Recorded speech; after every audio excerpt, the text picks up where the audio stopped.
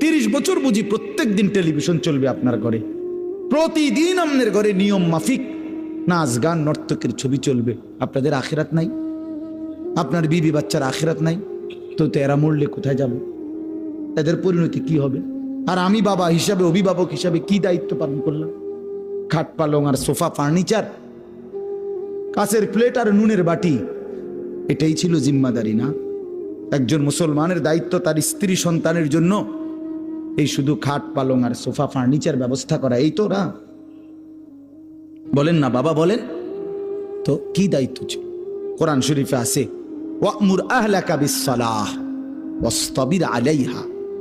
আল্লাহ তাআলা বলেন, নবী আপনাকে বলছি, প্রতিটা বান্দাকে ঈমানদার বলে দেন, হে ঈমানদার, তোমরা প্রত্যেকেই নিজ নিজ পরিবারের সদস্যদেরকে নামাজের আদেশ করো।